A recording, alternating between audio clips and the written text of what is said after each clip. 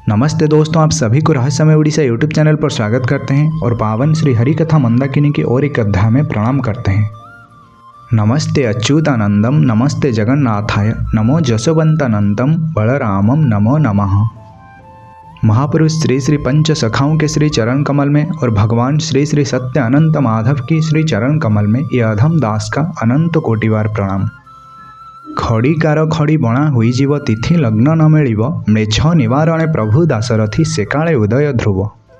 तो दोस्तों, कथा शुरू करने से पहले हम आपको ये बताना चाहते हैं कि जो भी माँ और भाई शुद्ध शाकाहारी है, अगर आप सत्संग में पार्टिसिपेट करना चाहते हैं तो फिर हमारा ऑनलाइन सत्संग शुरू हो चुका है।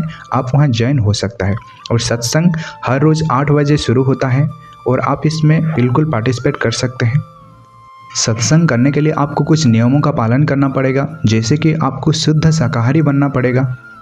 डिस्क्रिप्शन में हम अपना नंबर दे रहे हैं। जो भी माँ और भाई को सत्संग में ज्वाइन होना है, आप हमारे पास मैसेज कीजिए व्हाट्सएप में और हम आपके साथ बातचीत करके फिर आपको सत्संग में ऐड कर देंगे।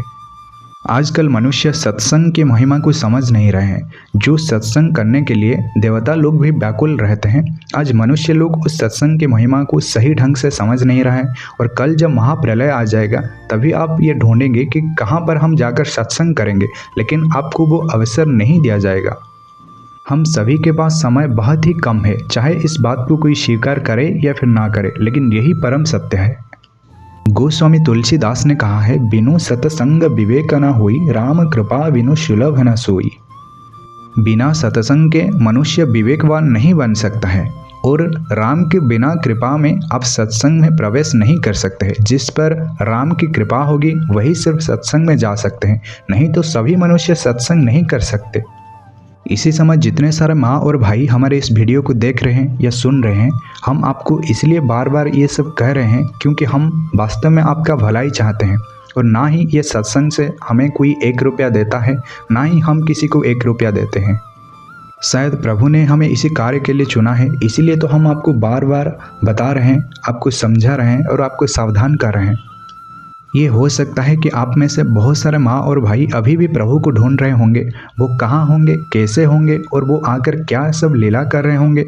तो ये समस्त प्रश्न का समाधान सिर्फ सत्संग में ही हो सकता है।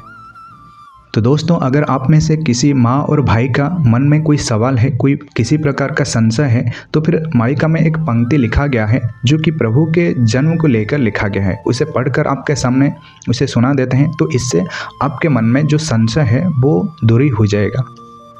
इसमें ये लिखा गया है कि कौन सा समय में भगवान का अवतरण होगा। महापुरुष श्री श्री अच्युतानंद जी अपना शास्त्र मालिका शास्त्र सेवकल्प नवग्रह निर्घंट में लिखा है, म्लेच्छ निवारणे प्रभु दासरथी सेकाले उदय ध्रुव। खड़ी कार खड़ी बणा हुई जीव तिथि लग्न न मिलिव। खड़ी कार खड़ी बणा हुई जीव तिथि लग्न न मिलिव।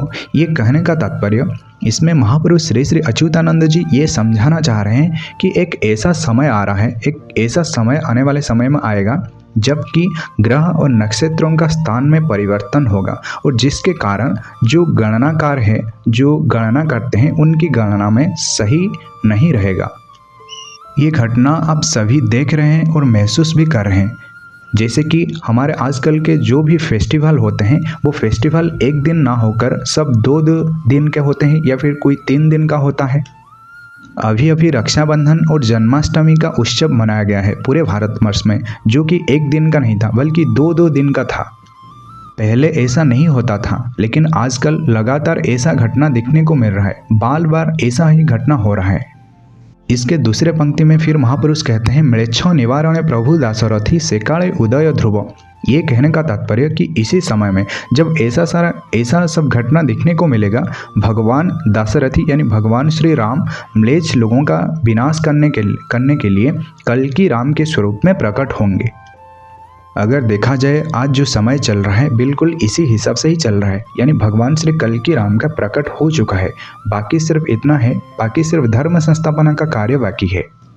हमारे भारतवर्ष में ऐसा है कि हम जो कुछ भी कार्य करते हैं उसके पहले एक शुभ मुहूर्त निकालते हैं, लेकिन आजकल वैसा तो हो रहा है, शुभ मुहूर्त तो निकाला जा रहा है, लेकिन जो कार्य किया जाता है वो शुभ नहीं होता है, वो कभी कभी अशुभ भी हो जाता है।